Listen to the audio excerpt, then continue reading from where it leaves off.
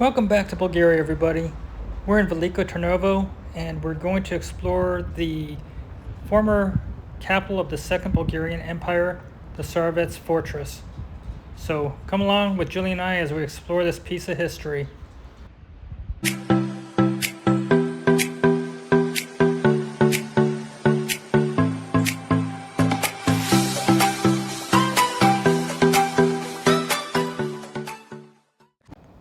Looking at Tsarevets, it looks as though it's a fictitious place out of Game of Thrones or maybe Narnia, like Aslan should be there.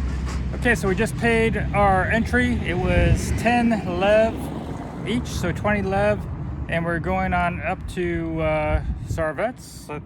We think that's right? Very similar, yeah. Yeah, so this has a lot of history, and I'll be narrating throughout our experience here. So,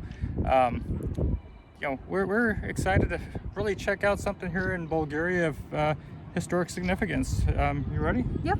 Okay, let's go.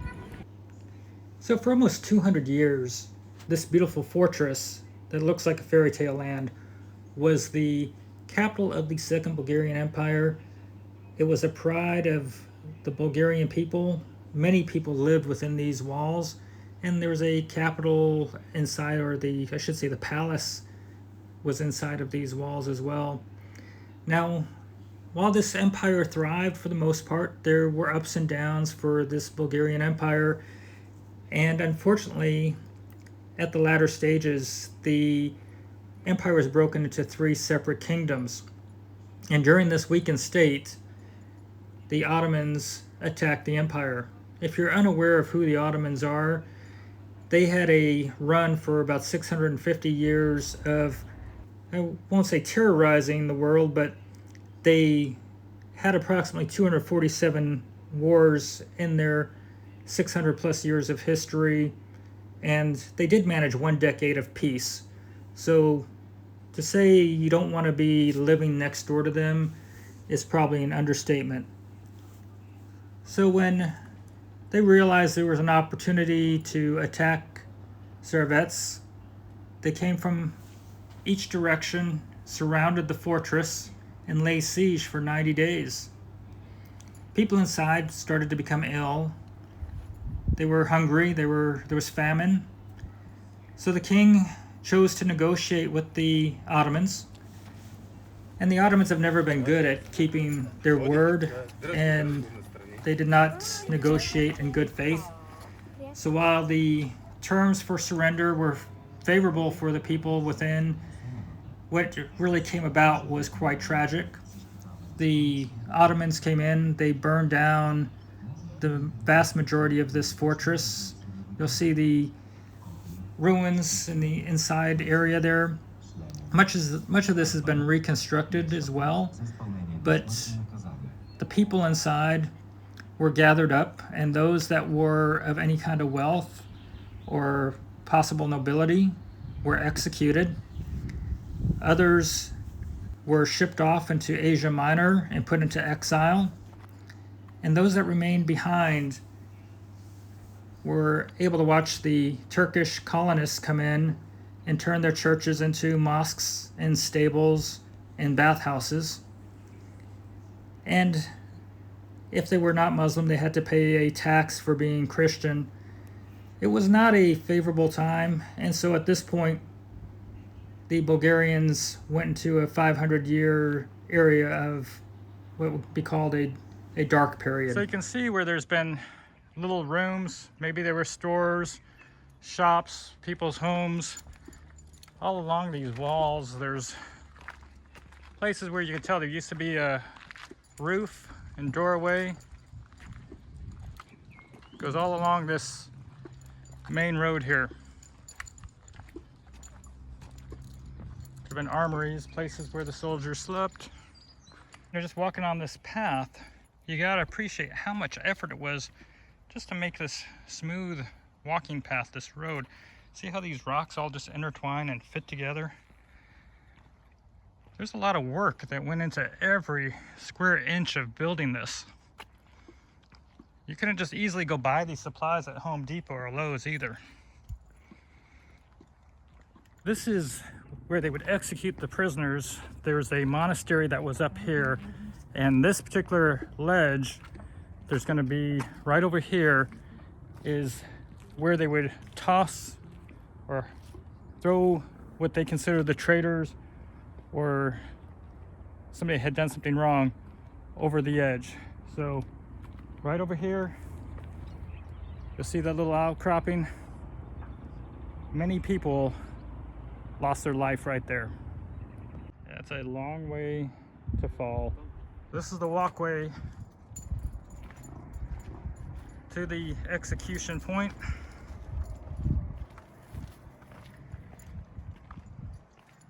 And these final steps would lead the victim or the punished over to here, and they'd say their last prayer. So here there was a monastery above the execution point.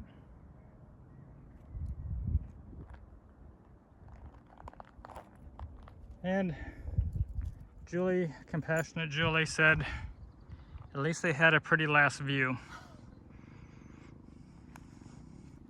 I mean, it's better than a hospital bed. I guess especially back in those days. Yeah. I don't know if I'd want to be in the hospital, but I think having a ability to have a full, free life would have been the preferable outcome. Oh, definitely, definitely. Just, beautiful view. Okay, compassion. Where the monastery once stood, part of the tile floor is still there. It's remarkably in good shape. It looks nice. As a reminder, Julie and I, we're retired, we're traveling the world, trying to see what it's like to live in different countries, staying 1 to 3 months typically. And of course, we're doing the tourist things and adventures. So we hope that you'll subscribe and follow along and go on our next adventure. History is just awesome.